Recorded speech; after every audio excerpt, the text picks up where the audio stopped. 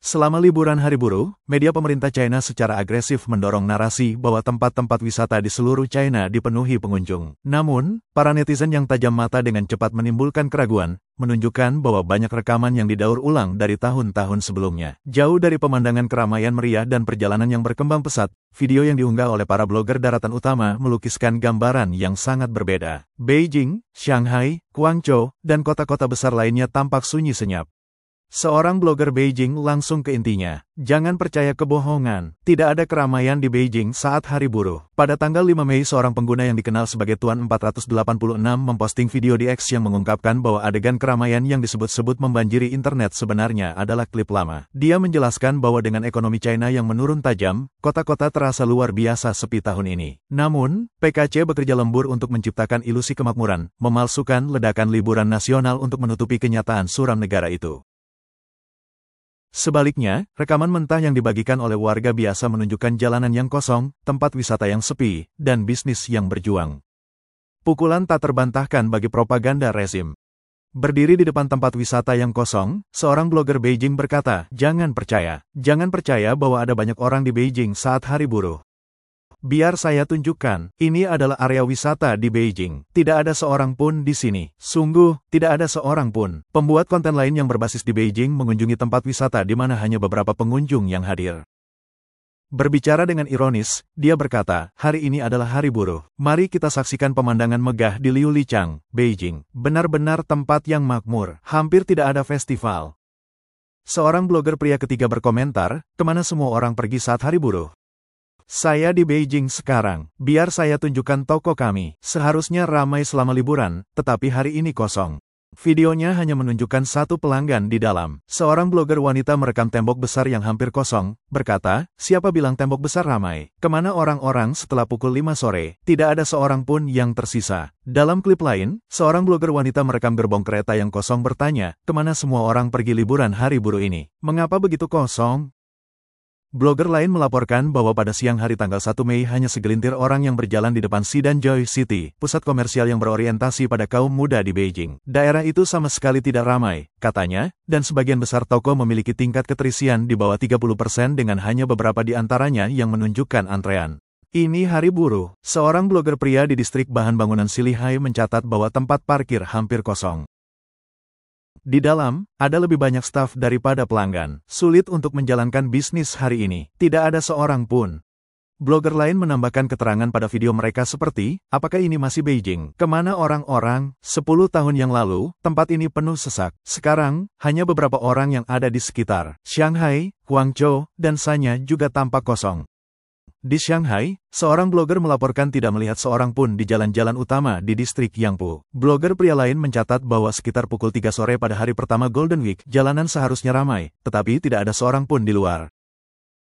Seorang netizen menulis, "Pukul 9 malam pada hari buruh, jalan layang hanya memiliki beberapa mobil. Kemana semua orang pergi? Hanya ada beberapa kerumunan kecil di Debun, sementara tempat-tempat lain sangat sepi." Suasana ramai di masa lalu telah menghilang. Di Guangzhou, hanya beberapa orang yang terlihat di stasiun kereta api pada sore hari tanggal 2 Mei. Seorang blogger wanita bercanda, bahkan tidak ada kemacetan pada tanggal 1 Mei. Kemana mobil-mobil pergi? Kemana orang-orang? Jalanan benar-benar lengang. Yang lain mengatakan bahwa pada tanggal 2 Mei jalanan Guangzhou kosong dari kendaraan. Kemana mereka pergi?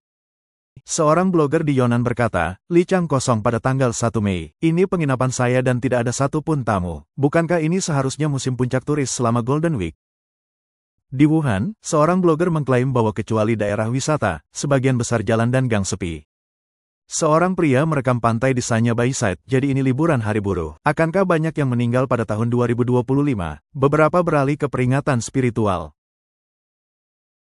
Pada tanggal 3 Mei Channel dari platform Kancing World melaporkan bahwa para blogger di seluruh daratan China mempertanyakan tidak adanya keramaian yang terlihat selama liburan hari buruh. Mereka bertanya, apakah China masih memiliki 1,4 miliar orang? Kota-kota yang dulunya penuh sesak selama Golden Week kini sunyi senyap. Laporan itu menambahkan bahwa sejak tahun lalu, berbagai virus telah beredar di seluruh China, dan banyak laporan tidak resmi menunjukkan peningkatan jumlah kematian mendadak di kalangan anak muda. Antrean panjang dilaporkan muncul kembali di krematorium di beberapa kota. Dalam sebuah video, seorang blogger memperingatkan bahwa banyak orang mungkin meninggal pada tahun 2025, bukan karena perang, tetapi karena berbagai wabah virus. Yang lain menyuarakan sentimen yang sama, meratapi, tahun ini terasa sangat aneh. Begitu banyak orang meninggal, tahun macam apa ini? Pada tahun 2025, bukan hanya orang tua yang meninggal, tetapi juga banyak individu dari generasi 1970-an dan 1980-an.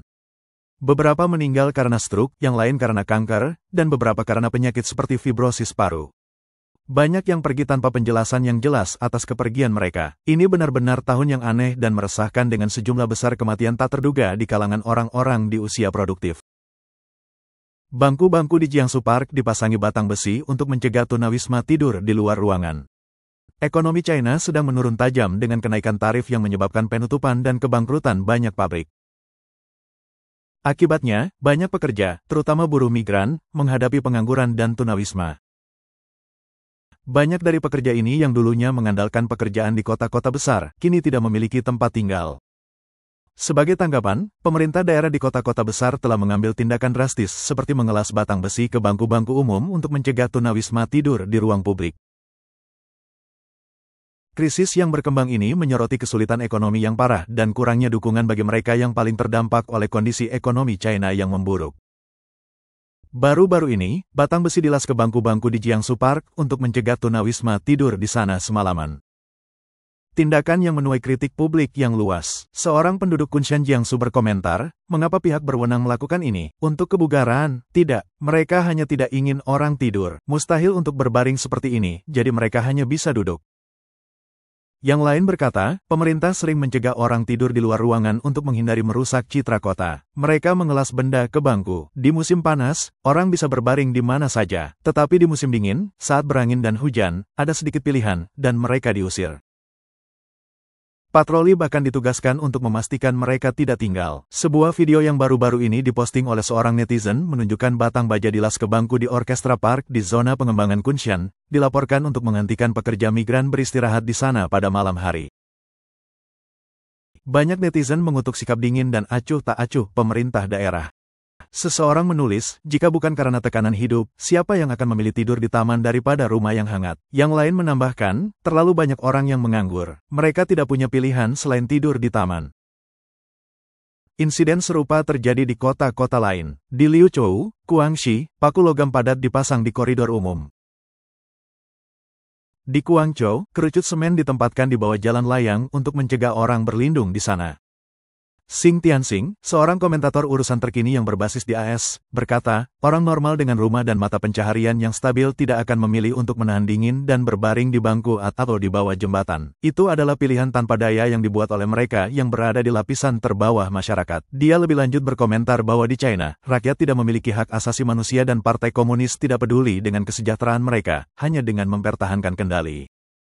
Tujuan memasang kerucut semen di bawah jembatan atau mengelas batang besi ke bangku, kata Xing, adalah untuk mempersulit orang untuk berlama-lama. Mereka membenarkannya dengan menyebutnya kebersihan perkotaan. Kenyataannya, ini tentang memperlakukan warga biasa seperti ancaman potensial, menjaga diri dari rakyat seolah-olah menjaga diri dari pencuri. Setelah insiden itu menjadi viral, pihak berwenang setempat di Jiangsu mencabut batang las di bawah tekanan opini publik.